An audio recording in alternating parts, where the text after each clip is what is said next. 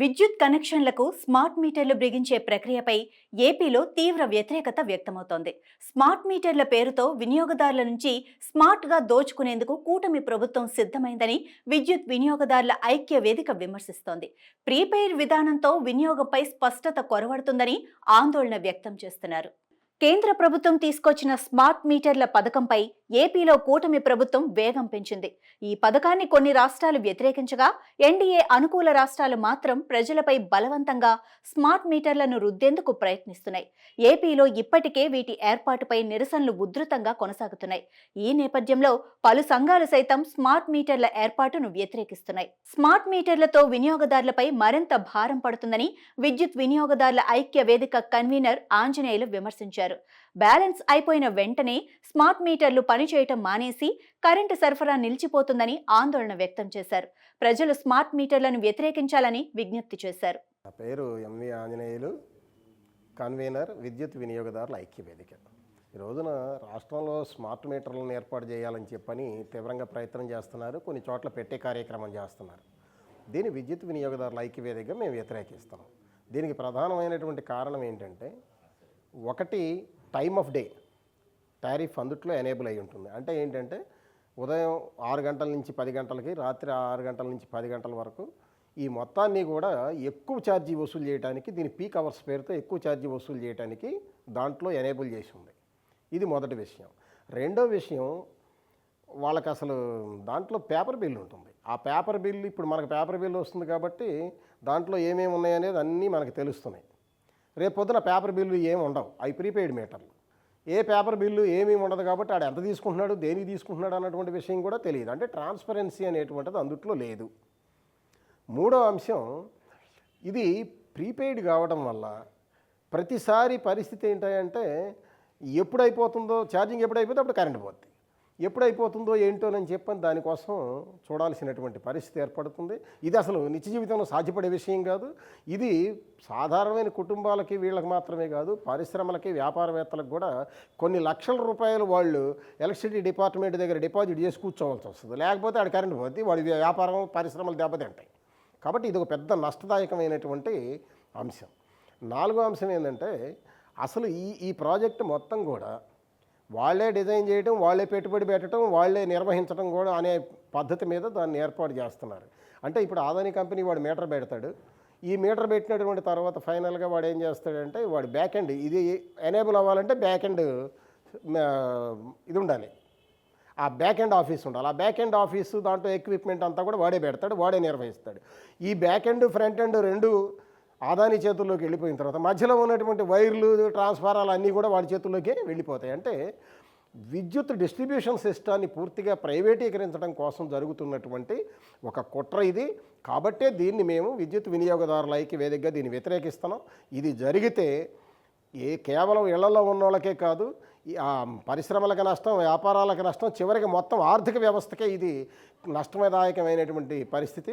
అందుకే దీన్ని విద్యుత్ వినియోగదారుల ఐక్యవేదికగా మేము వ్యతిరేకిస్తున్నాం. ప్రజానీకాన్ని కూడా దీన్ని మీటర్ వేయడానికి వస్తే వ్యతిరేకించమని చెప్పని వాళ్ళకి విజ్ఞప్తి చేస్తాం. సెల్ ఫోన్లో ఛార్జ్ చేసుకుంటున్నట్లు స్మార్ట్ మీటర్లు రీఛార్జ్ చేసుకోవాలని Andhra Pradesh medical and sales representative union రాష్ట్ర నాయకులు కృష్ణయ్య చెప్పారు.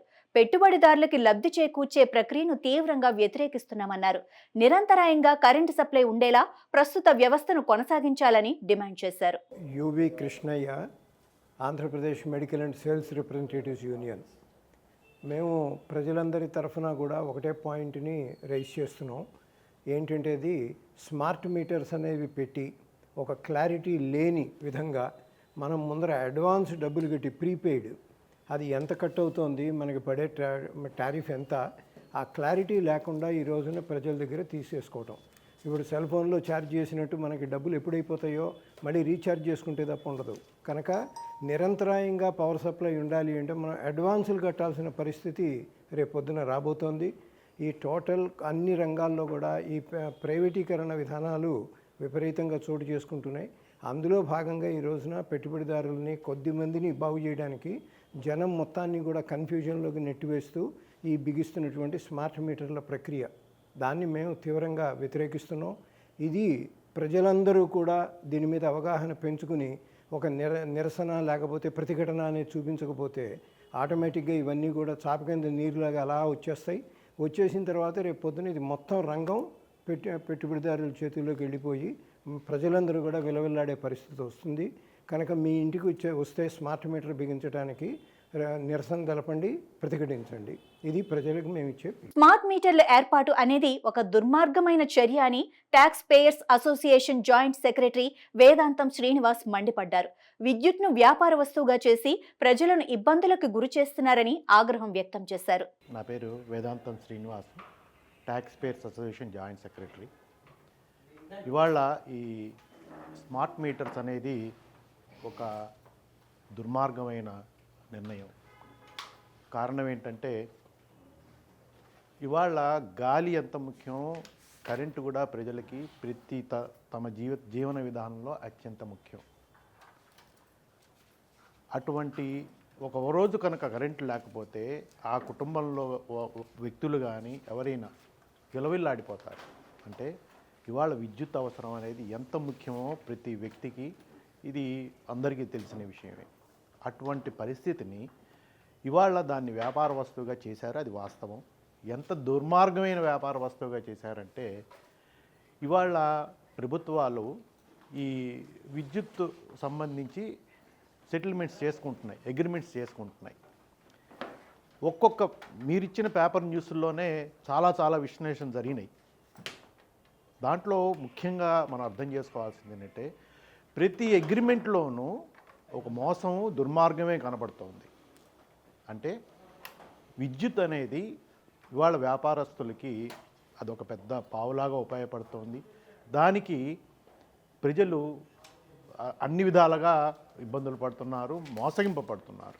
ఇటువంటి పరిస్థితుల్లో ఈ స్మార్ట్ మీటర్లు అనేది కొత్త పరిణామం, కొత్త నిర్ణయం, ప్రజల్ని ఇంకా కొత్త విధంగా మోసం చేసే ఒక ప్రభుత్వ నిర్ణయం. ఎందుకంటే ట్యాక్స్ పేయర్స్ అసోసియేషన్గా మాకు ఎన్నో అనుభవాలు ఉన్నాయి. ఇవాళ ప్రభుత్వం తీసుకునే నిర్ణయాల మీద అది ప్రజలకు అనుగుణంగా అయితే కనుక మేము అప్రిషియేట్ చేసాం. కానీ ప్రభుత్వ నిర్ణయాలు ఏవైతే ప్రజలకు అనుకూలంగా లేవో, దుర్మార్గంగా లేవో, ట్యాక్స్ పేయర్స్ అసోసియేషన్కి మేము చాలా పోరాడాం.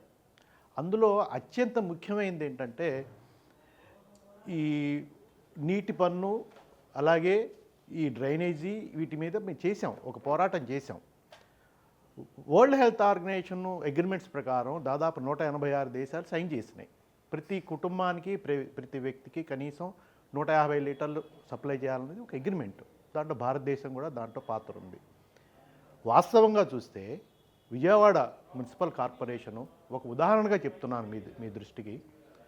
విజయవాడ మున్సిపల్ కార్పొరేషన్ కౌన్సిల్ లేని పరిస్థితుల్లో 3 అధికారులు తీసుకున్న నిర్ణయం ఇది.